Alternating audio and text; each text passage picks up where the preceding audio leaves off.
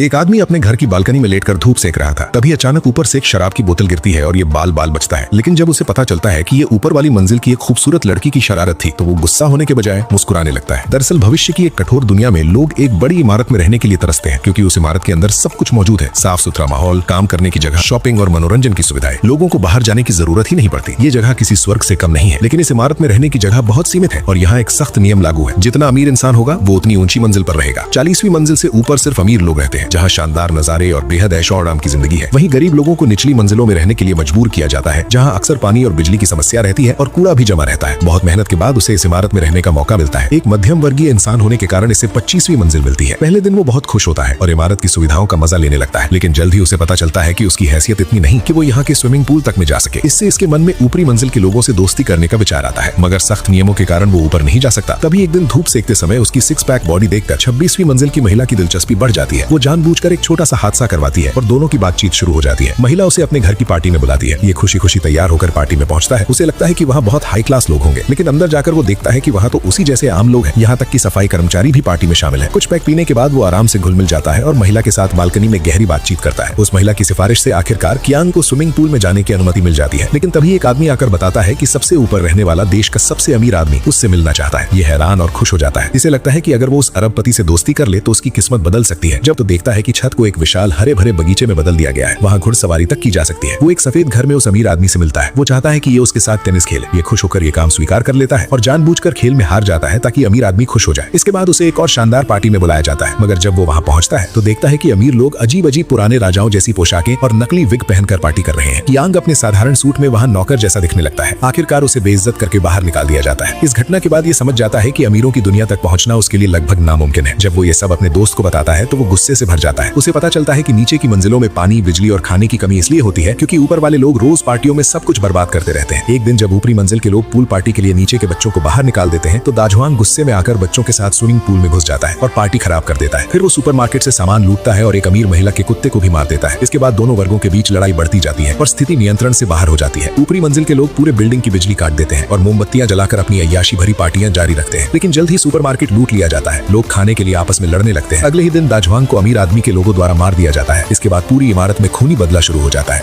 और जगह जगह लड़ाइयां होने लगती हैं। जब ये कई दिनों बाद अपने घर से बाहर निकलता है तो वो देखता है कि लगभग सभी लोग मर चुके हैं। ऊपर की मंजिल पर जाकर रहने लगता है जहाँ ताजी हवा है। वहाँ वो अमीर लोगों के छोड़े हुए खाने पीने के सामान और उनके पालतू जानवरों को खाकर जीवन बिताने लगता है। आखिरकार वो अकेला ही सही लेकिन उस ऊपरी वर्ग की जिंदगी जीने लगता है जिसके लिए लोग कभी एक दूसरे को मारने तक पर उतर आए थे।